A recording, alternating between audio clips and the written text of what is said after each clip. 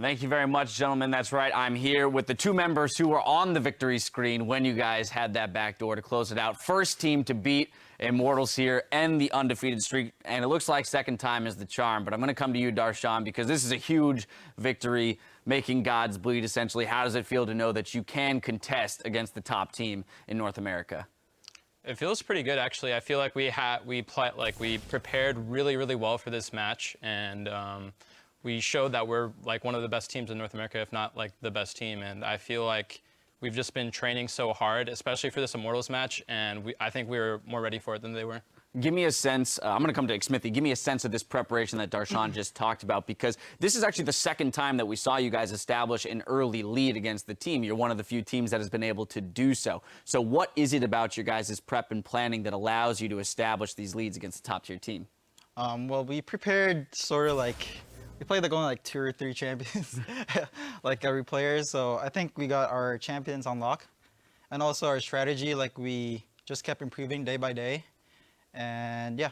Speaking of which, champion pools, I just have to point out, last 5 games, including this one, you've now played 5 different champions, though. So you, as an individual, are showcasing an ability to expand your champion pool. We've seen everything from Elise to Rek'Sai, Nidalee, Gragas, and now the Udyr kind of out of nowhere. What's that experience been like for you this season, trying to increase your options, your level of options for the team?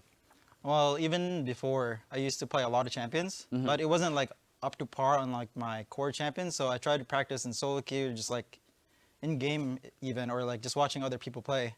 That's how I improved pretty much every of my champions. All right, so we've gone through the practice, we've established the game plan, we secured the early lead like we wanted to and expected to. That same situation, though, presented itself the first time you played Immortals. And Darshan, I'm going to come back to you here because there was a little bit of overzealousness in the first game, which caused Immortals to have an opportunity to get back into the game. How did you guys make sure that you kept your mindset, kept the mentality of closing out this game this time when you established that lead? Well, yeah, I think last time we played Immortals, actually, the main reason we lost is I actually I dove tier 2 and got us all killed. But this time, like, even though I got like a little hyphy, I kind of just like kept it down until the end of the game so that we could like focus up and like, we still made a couple mistakes that I felt like we wouldn't have normally made because the pressure was high, but I feel like we really dialed it in towards the end of the game, and that allowed us to keep our composure. Hard not to get excited when you get early 2 kills onto a Fiora, and then the game extends to a point where backdooring is an option at any point. You're solo splitting down that bottom tier turret. I feel like I'm like the one who always ends up backdooring. Like out of like every pro in like the history of League of Legends, I've probably backdoored the most Nexuses. Wait, I was there too, guys. Yeah, you're doing a great job too. I'm always backdooring the Nexus at the end of the game. Well, yeah, exactly, and you know, that pressure in the bot lane was obviously huge, and it forced Immortals into a lot of tough situations where they're trying to close out Barons in order to pull themselves back into the game. Clutch steal, Xmithie. How did that feel in that moment, knowing that it was a 1v4, 1v5 situation, and you got in there to get that steal away? I mean, it was kind of weird actually, because they were trying to rush it while like they were like still looking at me. So like I don't know what to do, if I was just gonna sit there or try to steal or like just to hit them. So I did both, and I just got a lucky steal. All right, well, yeah, sometimes it comes down to that 50-50. It landed in your favor this time around. Now I want to go ahead and look forward, right? Because we've talked all about today, this race for second place and playoff picture and all of that. Well, you've taken down the #1 team. So you're 1-1 in the head-to-head record there. Probably not going to be able to catch them in the standings just as a result of their play. But moving closer and closer to that first round bye, I want to know, though, about these next 5 games, these next 2 weeks for you guys. What is your main goal in terms of focusing up and getting prepared for playoffs so that you can defend your title as champions in the LCS?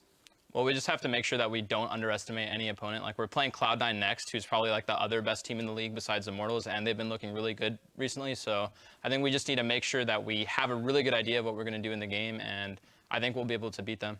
All right, Xmithie, do you got anything to add to that? It's particularly looking at Immortals and knowing that if you're going to win the NALCS again here in spring, you're probably going to have to do it against them or at least go through them at some point during playoffs. When it comes to those best of 5s, how do you think you guys can fare against a team that creates exciting games like this against you guys? Well, for now, I think we should just look in every game like day by day. We shouldn't go for like we shouldn't go for the goal for the big win. I think we just go for like our next game and our next game so that like we can be consistent.